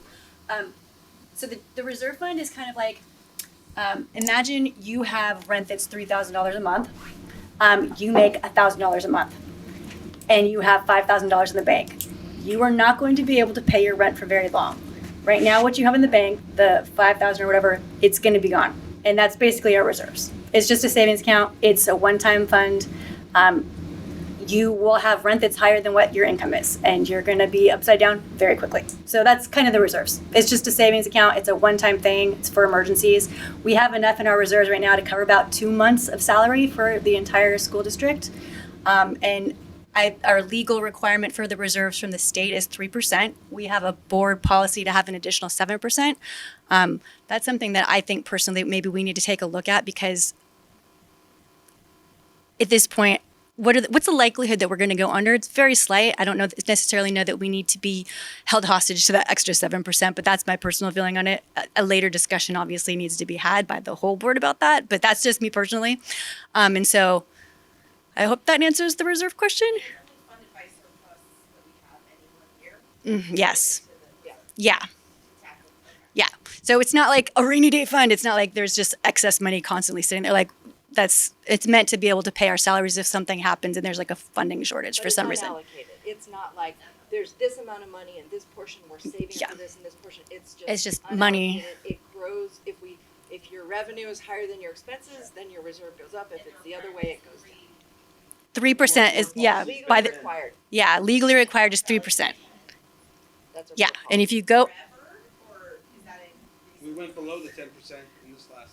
yeah, when we authorized their salary raises last year, we dropped below it. Yeah. The policy of 10% has been in effect for how long? Several years. 25 long time. years at least. I've been Part here of- 32. And part of the reason why, I mean, the 10% is, it's just how much do you want to be able to have for unknown circumstances that might change? Because if you go under the 3%, you could be in a situation where your control gets taken away. The state But comes the in. state comes in and takes it away. So you kind of don't want to squeak it you don't want to have your margins too close, because then you lose control over what it is that you're going to cut if you have to make cuts. And so it's just how much, and there have been lots of school districts who run it thin margins at that 3%. And if you fluctuate under or over it's so I wasn't here when that decision was made, but I think part of it was just that long-term perspective of making sure that there's long-term stability and that you can make long-term decisions based on long-term stability instead of having to make this like add music, get rid of music, add music, get rid of music kind of decisions if you cut your margins really short. The gentleman in the back had that question. I'm getting back to you. Go ahead. I downloaded the budget and looked through it, and I see that your numbers up here. Is there a way for members of the public to look at that number of, I'm sorry, I'm getting too old to blind, but it's 13, what's the unrestricted salaries and benefits? 13 million. 13 million, is there a way for members of the public to go through and see how that 13 million breaks down to salaries, as to new salaries and which teachers are getting it and things like that? Or the other category of 265 grand in other expenses or something for trainings? I mean, I'd love to see what other expenses 265 grand is being spent on. Might be great, might not be so great. And I want to know, particularly given, as a parent, I'm deeply distressed that teachers don't teach anymore. And I kind of want to push back on the board a little bit, saying things are great and everyone loves the schools. Parents are not happy. A lot of parents I talk to are not happy or clamoring to get their kids out of the public school system and trying to get them somewhere else. So I just don't want you to go into this with a rosy picture. And I would say to you, next year for the budget, I think you need to start with teacher salaries. And then once they get their raise, you can fill in everybody else's salary. Then you can start talking about dipping into reserves. Oh, we can't keep this person because we're going to dip into reserves, we're going to cut this program. But I would rather see a system where pretty much everything gets cut until the teachers get paid. Then you can start building back on that, because I think parents are really unhappy with the situation. Is our conversation around not just revenues, but also what Cuts. Cuts and expense savings this evening too? It was pretty broad. So Okay. So, I mean, that's another, we haven't had that. We've been focusing on the revenue, but we could talk about like art and music and electives and whatever kind of program stuff or whatever savings there sizes. might be. Well, who's negotiating our benefits too? Because that's a big cost. So who has that with our benefits provider? Is there a way of You mean like not the teachers' benefits, cutting those, but like the actual like cost? Kaiser, like whoever they that- negotiate. Yeah, who's negotiating the benefits on behalf of the teachers and Is- that cost associated with? That's a good great. Marcy or Chris, do either of you know? Is that one of those things that's like countywide for all the school districts, or is it just our school district that does that? What would happen if we combine services with other school districts for health and welfare? Health and welfare, we actually go through the county. We have a You go to the county. Yeah, there is a JPA that the Okay. county is most of the districts are part of. Okay. And so we go through that process with MSIA, and we purchase our benefits through CalPERS. And so that is one portion of the benefits is health and welfare, but then the other portion of it is driven directly off of our salaries, and that is the primary driver of that is our pension costs. And so classified staff have CalPERS and teachers, and certificated staff have CalSTRS. And so we don't have the ability to look at those. we cannot touch those. Those are in statute. Okay. Is there a place we can get like a line item or go through a line item budget that breaks down like 13 million more or the 265 grand in costs? So if you look at the general fund, it's your 1000s, 2000s, and 3000 object codes. So you'll see it, your salaries and benefits. There's teacher salary or certificated salaries, classified salaries, and then employee benefits. Is that as detailed as it gets? Then it goes down into the individual levels. So you'll see like 1100 is teacher salaries, 1200 is support salaries, 1300 would be your certificated administrators. And so it does break it down into those levels. But not by name. I can't see that Steve got a contract for. It's all there in California, but it is a few years out of date. Right, but I don't want to put it aside. I want to look at the line item for this. There's no line item for this budget that we. On a per teacher basis? Right. Not that detailed. Employee basis. Okay. Yeah, okay, so I have someone in the back. Just like kind of piggyback off of what you said, and I see the special education numbers being so high. If you start with one of the reasons why it's so high with lawsuits and things like that is because we don't have our full staff, we can't retain teachers.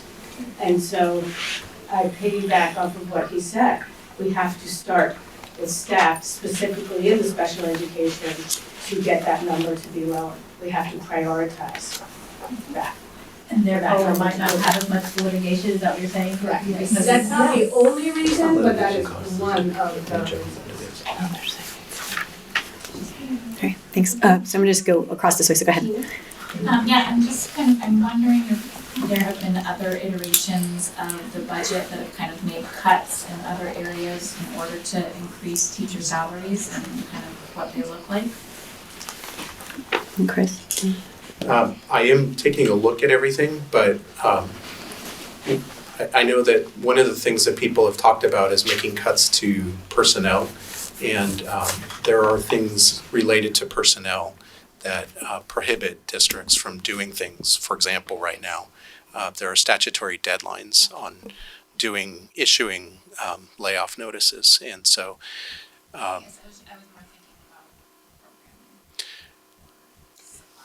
In the past, there have been conversations around, like in the junior high. I remember when my kids were in junior high, they added the seven period elective that wasn't there before. It was a 6 period. So there's been conversations over the years around things like adding electives or taking away electives, like only having a 6 period day and not having that extra 7 period, or class sizes, or, those are some of the conversations. I think the Upper Lower Brookside was a conversation at one point where they used to be 2 separate schools, then they became 1 school, Upper Lower, and now they're 2 separate schools. So there've been things like that I remember in past years' conversations.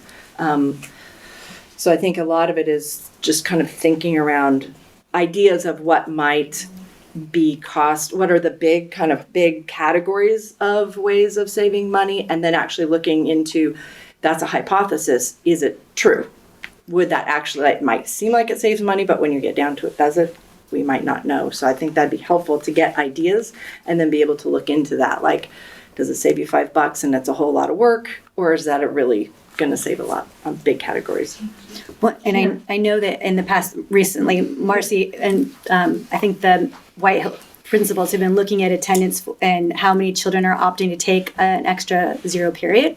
And so same thing with attendance. It's like, how many kids do you actually have taking a 0 period, and is that worth it? And so that's one of those things that we're constantly looking at, those places where maybe it's only 30% of our kids are taking it. Maybe it's not worth offering it. So, but those are things we don't want to make cuts without speaking to our community and getting the numbers first. So this is one of the reasons we're kind of having this conversation.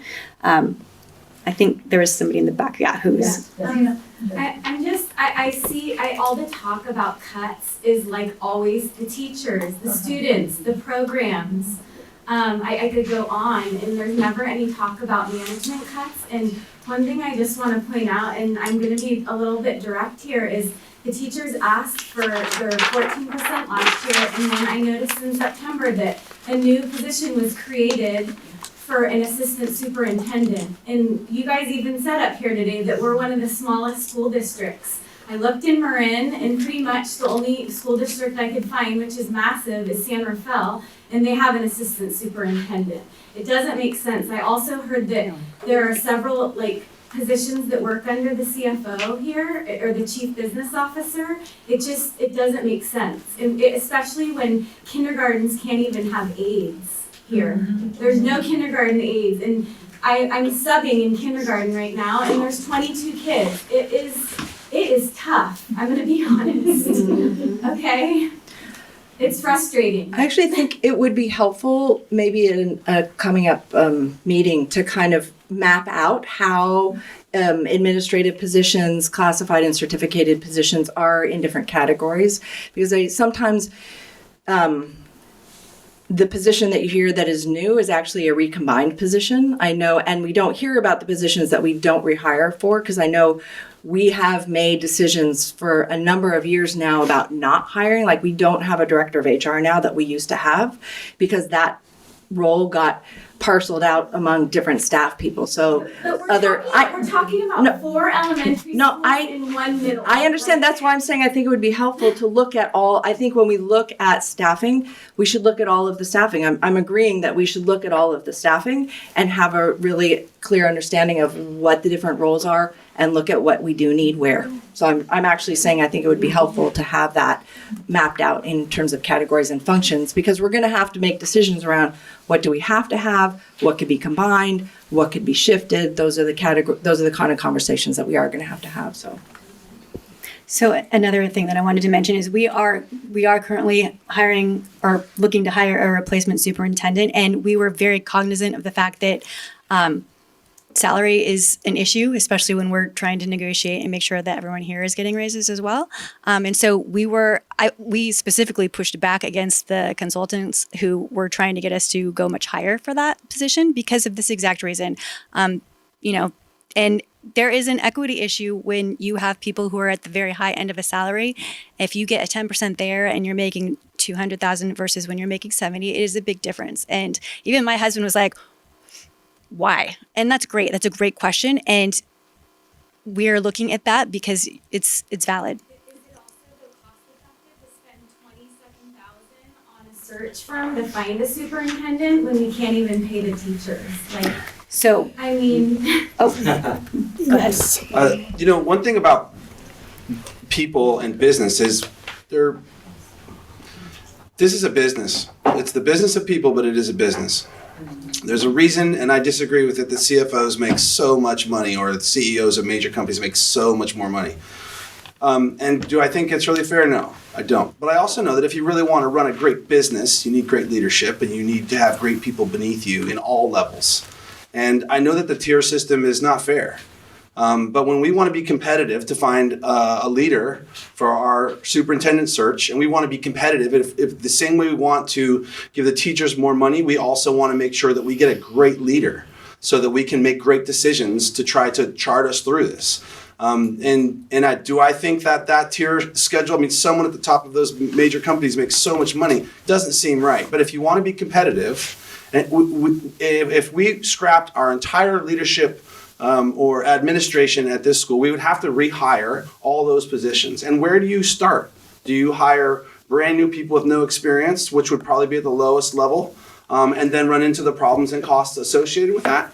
Or do you go in the middle of people that are not quite at the top, or do you go to the top level? Those are all choices, but it is a business. And so we have to try to remember that when you kind of get what you pay for, and I really think that what we have to do here is find the answers to get the teachers more money, because they are the most important asset in the entire community. Not just the school, it's the most important asset of the community. But I don't think just targeting the administration aspect of that because they're at a higher pay raise is the only solution. It is one part of it, but it's a major piece to make sure that everyone is compensated fairly. But I think it's short-sighted to look at the amount of money that the top person makes and say, well, that $27,000 for that one raise could have gone to teachers, because yes, that's obvious. But if we don't put out our best foot to try to attract the talent, then we won't be able to find who we need maybe as the best leader to solve these problems moving forward. Teachers right now, and you're gonna, I don't know how you're gonna find new teachers because you can't find teachers. I agree. That's why. That's why we're here, because this is what we're trying to solve. I'm literally writing letters of recommendations for teachers right now, and one just got lost from White Hill. I heard that was an excellent math teacher. They're leaving. Like, I think you guys, you're not understanding the urgency here. But for me, excuse me. For me, I very much do understand the urgency, personally, and I think when we talk as a group here, we very much do understand the urgency, and we very much do listen when these teachers and you come in and we recognize you are the reason that our children are now in high school. But you listen, but you don't do. Well, that's not necessarily. I don't see that the same way. I don't. I just goes back to my questions from earlier, and I just want to say, like, we all understand capitalism in here. We are all educated people. We know the highest job get more money. Nobody is saying that shouldn't happen. Why I did this research, and like I spoke earlier, is because Mark Zuckerberg's raises, or whatever he gets, let's just say the extreme, is not linked to what his assistant is making, right?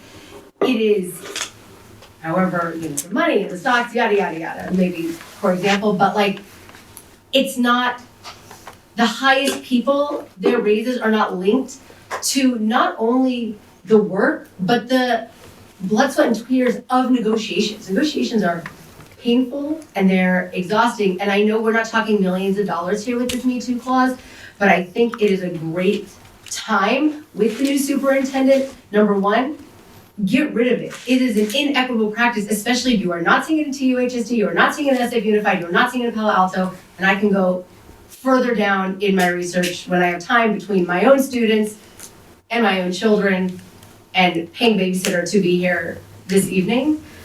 And that's somewhere, that's like, I'm just sitting here listening and I'm like, we tell our students every single day to be critical, to think out of the box, to push boundaries. What Miss Workman is doing with her third graders, I am blown away. My 8-year-old understands activism. My 8-year-old is questioning racism and anti-racism, and he's coming home and his mind is blown, and he is blowing my mind.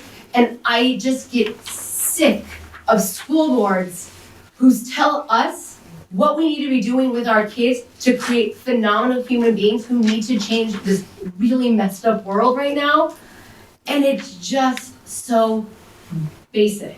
And I think anywhere we can find a dollar, getting rid of this district level clause, saying, Chris, saying, I'll forgo, because you have your contract, I know what it is, you're not jumping down enough, I'll forgo my Me Too clause, raise, negotiate my own circumstance. Let's get rid of that, because that $20,000, that's a few $1,000s across 3 or 4 teachers, right? And you're talking all these big macro going out solutions. Where is the micro to get this done now as you're in mediation? And where are we literally looking under the couch cushions for pennies? And there are places, and this is the one I chose to focus on because I have access to it, but it's just to sit here and tell us, and I have it from Rachel right here,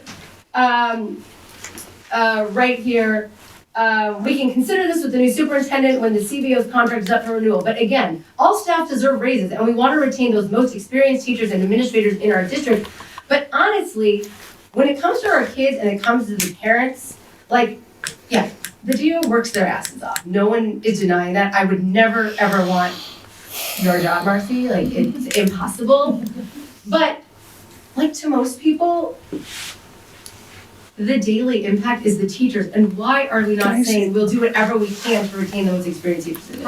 I've been quiet for a while. Yeah. I want to address your first question that you asked a while ago. Yeah. Why am I here? Yes, please. I too am a parent to 2 children who are in this district. I have 2 very young children who have a long time to spend at RVSD. I am an elected, unpaid volunteer. And thank you. Okay? So when I sit up here, I feel like I'm treated like a shareholder, that I'm holding back money to not give out because I'm trying to help my bottom line and build my big house. The reality is, and I'm new here. I'm one of the new. I'm the freshman up here, but I do this because I am a product of public education. My wife is a product of public education. Because of the teachers, some of them who are still alive, who I'm still in touch with, who I call second mothers and fathers, got me to an Ivy League education, okay? And my wife as well. I believe so much in public education that I spend more time doing this than I spend with my own kids. That I throw slop on the stove that they have to eat so I can come here and help get this school district elevated and better and leave it better than what I found it, okay? So I get a little emotional when I come here and I'm kind of put through the ringer because I am in your place. I have family members that are teachers, okay? I get it. We have short-term solutions that we are on the phone constantly with each other saying, what can we do? Now, the reality is houses have gone up 87%. You tell me how a 10% raise is going to fix someone being able to live here as a teacher. I personally am working with my neighbors who have ADUs to help subsidize housing for teachers in our community. We have a small little revolution going on, and I'm one of those people that does it. Okay? I can make a crap load of money on my houses, but I don't. I rent them out, and I lose money on that to help. I want to see our teachers at the supermarkets. I want my kids to see our teachers walking down the streets. I want to see our teachers living in our community and thriving and not wondering whether they can buy groceries or pay their electric bills. And it goes back to the public. It goes back to a community. So I just got to say, we are really working hard here. We really are. And we are trying so hard to wrap our heads around what we don't have to work with.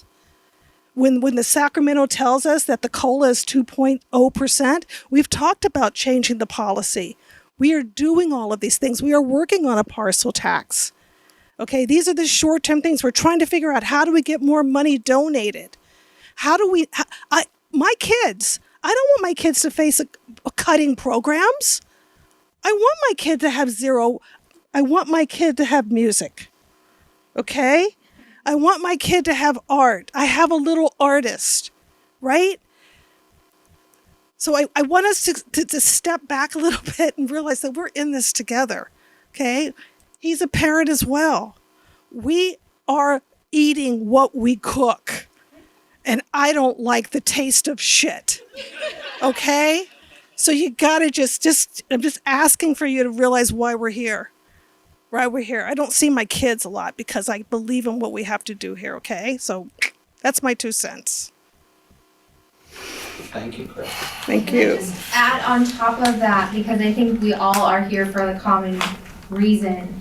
And I know myself and others, when we wrote emails to you sitting up there, we got a response with a lot of the information you shared tonight. But one thing, an actionable thing that has not, I believe, been acted on was gathering a group of members from the community along with teachers, along with yourselves, to really look down at a micro level as to, okay, what are those salaries and what are the line item, what are the administrator positions and where can we maybe reduce the Me Too clause, what are the supplies and services that might be on the chopping block this year?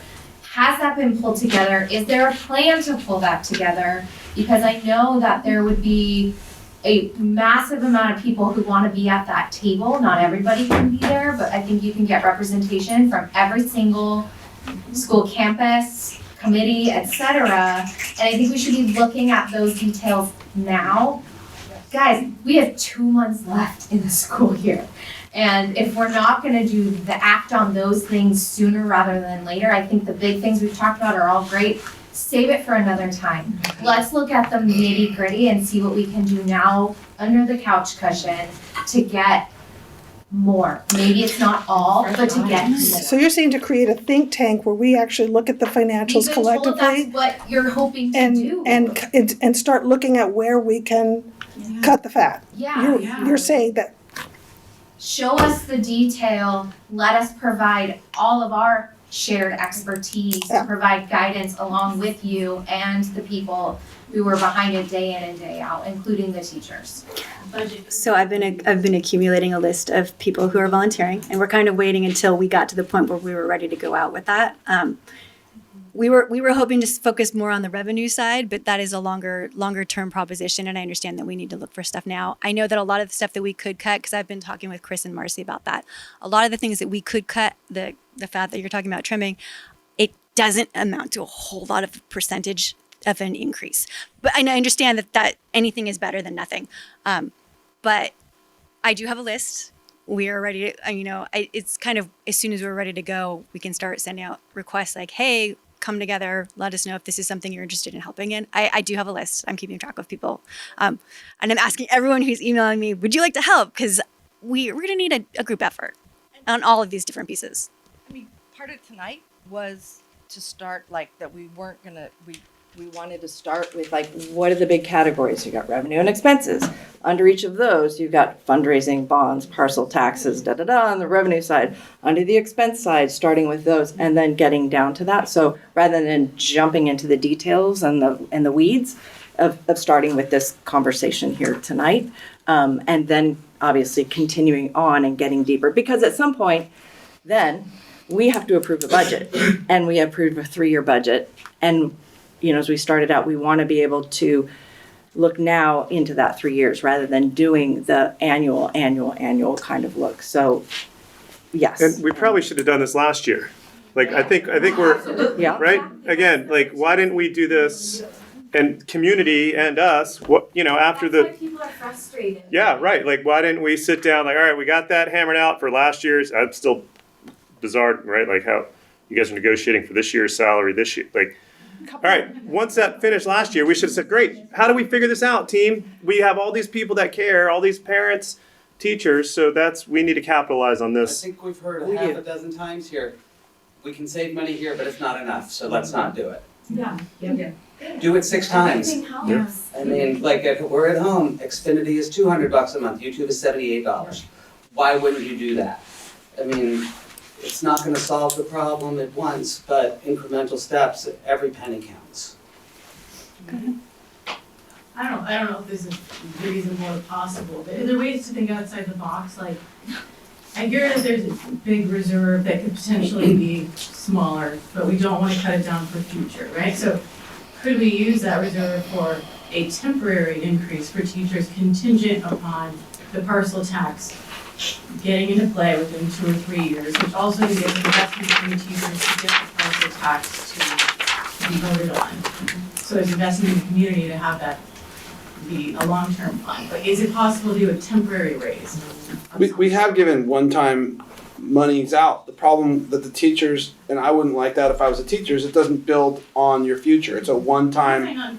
But It's you a. could do it. We can No, do we that. could do Yeah, that. we've We talked could about look at that. We've talked about finding money to help each teacher get a little chunk of money. But I can understand why they wouldn't necessarily think that is a good solution for the long term, because it doesn't build on their what they would occur over the longer period of time. It's like a small stopgap in Stimulus the helps. problem. But like you said, it's a thinking out of the box. Are there other ways that we can be thinking? I mean, I like reviewing our daily, weekly, and annual school schedules.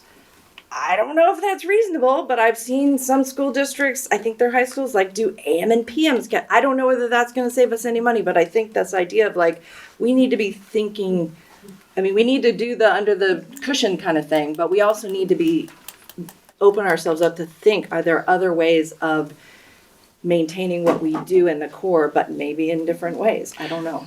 And just to add, we are anticipating spending those reserves down as we move forward with the salary settlements that we already have in place. And a lot of that has to do with the fact that our revenues are not increasing over the next several years. If you look at our single largest source of revenues is based upon attendance. We call it the local control funding formula, or LCFF. And it's basically flat for between now and the next 2 years. And it actually decreases a little bit in that 3rd year. And that has to do with the fact that we're losing attendance. So I was going to add a little bit of it, why didn't we do this last year? Why didn't we do it? And it's back to, over the last, whatever, not short but long term, we had COVID, which was a huge focus, but it also totally messed with our funding projection, able to project anything, because there was a whole bunch of money that came in, but it's not going to be there forever, but we don't know how long it's going to be there, and you can spend it for this long, but maybe not from the state, right? And then the enrollment stuff was like, we're going to hold you harmless because everybody's not in school, so you have this rolling average thing, and now your attendance that we're paying you on isn't based on the attendance of the kids that are there. But that cliff is going to come someday where all that money is going to go away differently, and you're going to have to redo the way that you project it. So, and then we were told we were going to get an 8-point-some-odd% COLA, and then they dropped it to 0.75.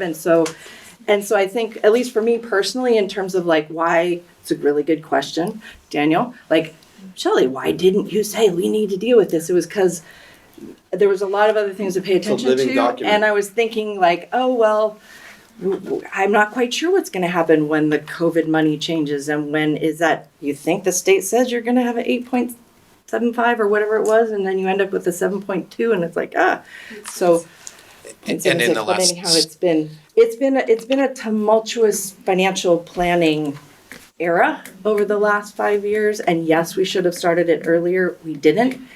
We are now. Thank you all for being here. Really appreciate it, because I can't tell you how many budget conversations we've had and looked out over a sea of emptiness where nobody wants to come to our first interim budget reviews. So I appreciate this conversation, and it is the beginning, not the end. I will make sure. I mean, I know we're all up here because it feels like, okay, let's keep this conversation and keep doing this. So. All right, so we're at 7:25. We're going to wrap up in a couple minutes here. Philip, you've had your hand up for a while, so I'll let you go, and then we're going to have to, I think that's one other, and we'll try and get those in real quick and wrap it up. Okay. Yeah, my point is just, with respect to what can we do now for the immediate short-term payment needed for the teachers, and understand even if we're doing cuts to expenses, that's a future year issue. And so what I've still not heard a real explanation for is, for example, again, we're projecting not to have money in our projections. Like right now, this year we started with 25% of available reserves after the end of the 2022-23 year budget. The projections as we have it going down by 25-26 to 13.5%. Each roughly 5.5% is the annual increase that was listed in the FAQ. So if you had that go throughout, yes, you'd be under the 10%. But when we're also projecting expenses, we're including just normal expected increases in expenses year over year, just a percentage that you'd expect just because things get more expensive year after year. But like Trustee O'Neill said, the district has had recently a lot of big projects that it's spent a lot of money on, like well over $100,000 with the Children's Center project. That's $100,000 that's part of the assumptions for next year's expenses, plus the percentage increase for years after that. Things like that, if you go back into the budget and look, why are expenses still projected to go up the same way if we're not going to be dealing with that, for example. Things like that, things like with some of the parcel tax assumptions are based off of county numbers, not all of them, and not all of them are mandated. And if we do realistically expect taxes to be stable over a 7-year period, why can't we use a 5-year or 7-year average for some of the projections that I've looked through and are not the ones listed as being provided by the state and the county? Things like that, so that we can grant some of these pay increases now, while obviously understanding that funding is going to be for the foreseeable future an issue for the district. I think there are some things that can be done or looked at in more detail to address a short-term payment solution for teachers that happened even before are less contentious than cutting programs, adjusting other people's salaries. Chris, did you have any? Yeah. Okay. That's definitely something we can look at, yeah. And then, go ahead. I just want to say that everyone on this side of the room, I guess, we don't get a vote. So I appreciate that you guys opened this up and that you're like inviting us to this conversation, but I feel very new to it. And I guess my question is, what happens now? Like, what happens next? You have names, you're ready to go. You know, we want to go to Sacramento and we, maybe have a fundraiser. Where do we all go from here? What do you guys vote on? You're hiring for a replacement position. Are you actually going to scrub that Me Too clause? Like, I know you had said no actual items are happening tonight. We're here for this, right? So we're not agreeing to anything happening. But it also feels like, and I'm not an educator, but looking at all these teachers, like they've been waiting for a while for something to happen. So I guess my question is, where do we go from here? When do you guys take it to a vote? When do you guys decide, like, you know what, we're not going to do that clause anymore. We've been doing it this way, but we're gonna change. Or, for this parcel tax, do we need to hire this research company and spend more than $30,000 on a parcel tax that's passed 4 times since 1993? Is that necessary if we think that it's going to pass? Like, there's some more change under your cushion for you. So when do you guys decide, like, we're gonna keep that change, we're gonna take this, and we're gonna put it all in the pot? So I'm gonna try and tackle this one. I personally, I can't speak for the rest of the trustees here. I am open to changing that Me Too thing because I do have some qualms about that. So I'm going to be honest. I don't necessarily think that that's the best way to go for our district, especially the way things are looking now. No commentary on the people who are in these positions here that you guys are looking at. That's not what I'm saying at all. I'm just saying that as a structure, I have some hesitation about the way it's set up now. Probably for the same reasons you all do. So that aside, like for me personally, looking at the new hiring of a superintendent, that's something we can absolutely look at in a new contract. Because I definitely hear the temperature in the room or feel the temperature in the room as far as that particular thing goes. And I feel the same. Can't speak for anyone else. That's just me personally. 1 vote out of 5. And as far as the parcel tax thing, I've done 4 of them, worked on 4 of them in various capacities for 2 different districts. And 75% of them passed. So one of them didn't. And the one that they didn't, it's because they did not get an accurate read of the public before they went out for the parcel tax, and they blew it. And so while I hate the fact that we have to spend this money, I worked on the last one that RVSD did, Measure E, and it passed, and they didn't do this study. But it passed because it was a straight renewal for a less percentage than what they had previously had it at. It went from 4% to 3%. And because of that, and because it was a renewal, and it was less than the one they had previously, there was no resistance to it. In this case, what we're looking at is not just we're not doing a renewal. What we would be looking at is a supplemental parcel tax, which means on top of the parcel tax we already have of $679 per year per parcel, it would be an additional amount on top of that. And the amount that we would need to do and we would need to ask for is probably something that would make most voters pause. And because of that, we want to make sure we're not going to ask for too much. We're not going to ask for something that's going to fail. And we're going to need to see if people are willing to put their money where all the emails that we've been receiving are. Honestly, it's been a lot, but if people are willing to support it, then we would absolutely go for it. That said, I think the money is worth it in this case. Before, for Measure E, absolutely not. I would have said it was ridiculous. But for this, and given the experiences I've had with the other parcel taxes, I absolutely think that the money would be worth it. And I'm not sure if I'm allowed to talk about that before we vote on it later today. Don't anyone else say anything about their opinion on that. For a parcel tax. Yeah, I'm not sure on the time. Literally right after this special meeting. We threw together the Measure E one very quickly. And I say my concern with that is because the bond from is going out again. Yeah, that's timing is important, right? It and is. Actually It's getting feedback from your community.